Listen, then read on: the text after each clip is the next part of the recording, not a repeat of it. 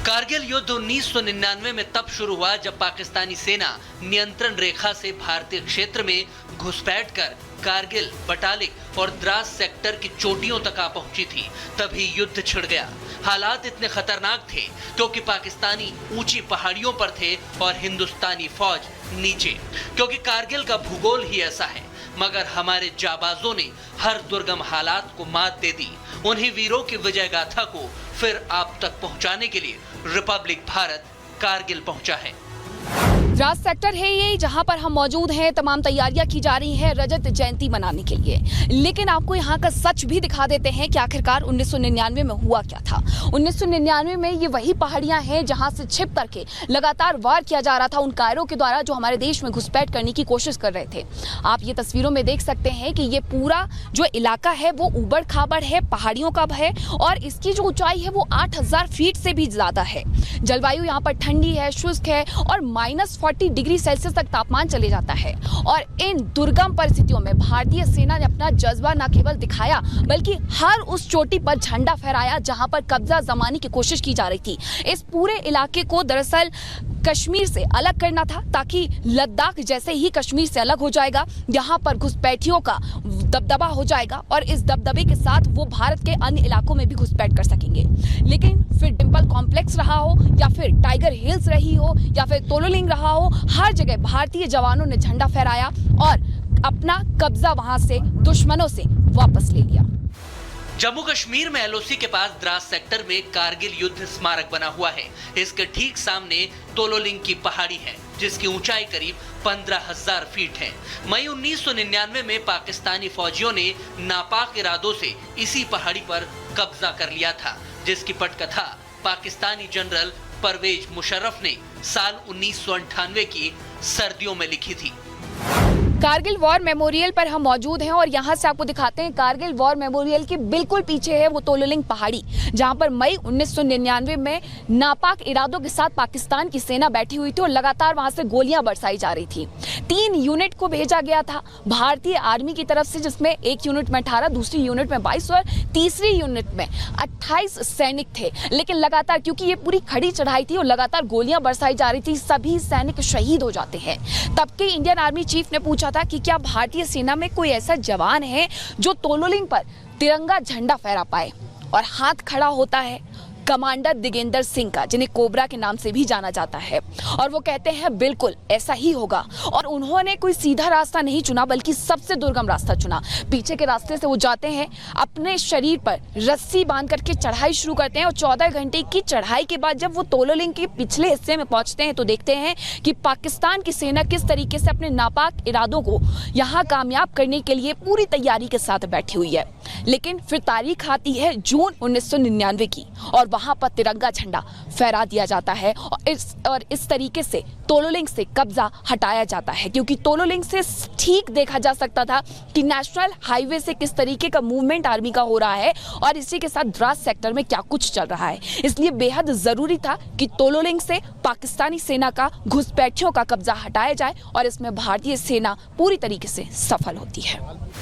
हालात कितने भी कठिन हो, पाकिस्तानियों के मंसूबे कितने भी खतरनाक हो, मगर भारतीय फौज कहां हार मानने वाली थी। हमारे जाबाजों ने हर मुश्किल को मात देकर पाकिस्तानियों को खदेड़ दिया, जंग जीत ली। लेकिन वैसे हालात कभी ना बने, अब कभी पाकिस्तानी हमारी धरती पर कदम न रख सके। इसीलिए सुरक्षा और भी सख्त कर दी गई है। रिपब्लिक भारत ने जाना कि पहले और अब कारगिल की सुरक्षा कितनी बदल चुकी है। कारगिल वॉर मेमोरियल पर हम मौजूद हैं और ये कारगिल वॉर मेमोरियल उन वीर जवानों की याद में बनाया गया है जिन्होंने अपना सब कुछ न्यौछावर कर दिया सिर्फ देश की आन बान शान को कायम रखने के लिए। आपको ये तस्वीरें दिखा रहे हैं कि किस तरीके से यहाँ पर विजय दिवस मनाने की जो तैयारियां हैं वो की जा रही हैं। और विजय दिवस इस बार 25 साल होने वाले हैं, रजत जयंती वर्ष है। लेकिन लगातार सवाल इस बात को लेकर के भी उठते हैं कि आखिरकार 1999 से लेकर के अब तक सुरक्षा व्यवस्था में क्या कुछ बदलाव हुए हैं। देखिए, जहां से पाकिस्तानी सेना ने घुसपैठ की थी उस पॉइंट को ढूंढा गया है और वहां पर सेना की मुस्तैदी बढ़ाई गई है। इतना ही नहीं, अब हेलीपैड भी बनाए गए हैं और हेलीपैड बनाने के साथ साथ अब भारत मजबूत स्थिति में खड़ा हुआ है और कोई भी देश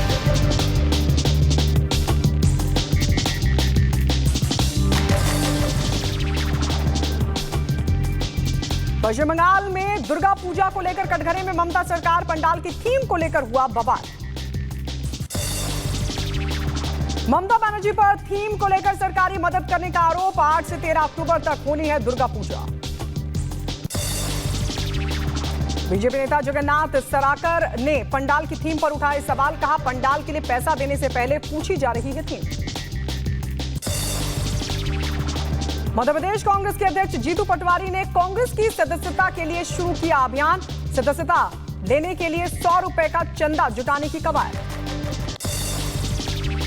कांग्रेस संगठन को मजबूत करने के लिए शुरू किया चंदा जुटाने का अभियान। सभी जिला अध्यक्षों को चंदा जुटाने के निर्देश।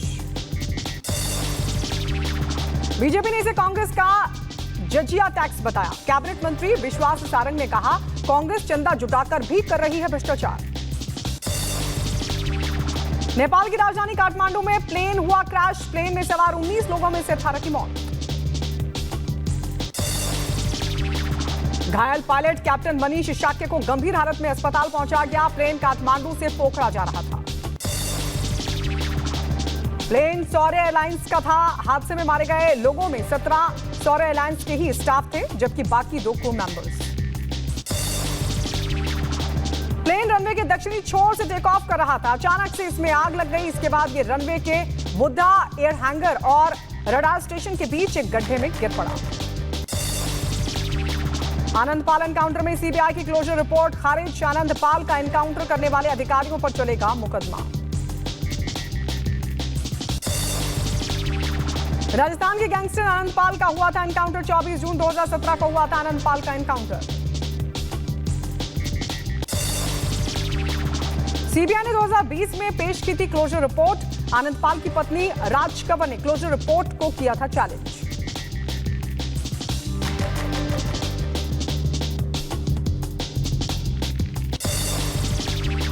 उत्तर प्रदेश के मुरादाबाद में हिंदू युवती को मुस्लिम बनने के लिए ब्रेन वॉश करने की आरोपी महिला पर दर्ज मुकदमा। हिंदू संगठन की युवतियों ने लगाया अकेडमी प्रबंधन पर आरोप। बिहार के सीतामढ़ी में हत्या की योजना बनाते 4 आरोपी धर दबोचे गए। आरोपियों से अवैध हथियार भी जब्त हुआ। यूपी के बदायूं में नकली नोटों के साथ 3 आरोपी गिरफ्तार। 64,000 के नकली नोट और मोबाइल फोन इनके पास से बरामद। उत्तर प्रदेश के मेरठ में युवती की हत्या का हुआ खुलासा। अपहरण के बाद युवती की हत्या के बाद चेहरे पर डाला गया तेजाब। यूपी के बहराइच में 2 दिन पहले हुई हत्या का पुलिस ने किया खुलासा। 2 दिन पहले बगीचे में मिला था युवक का शव।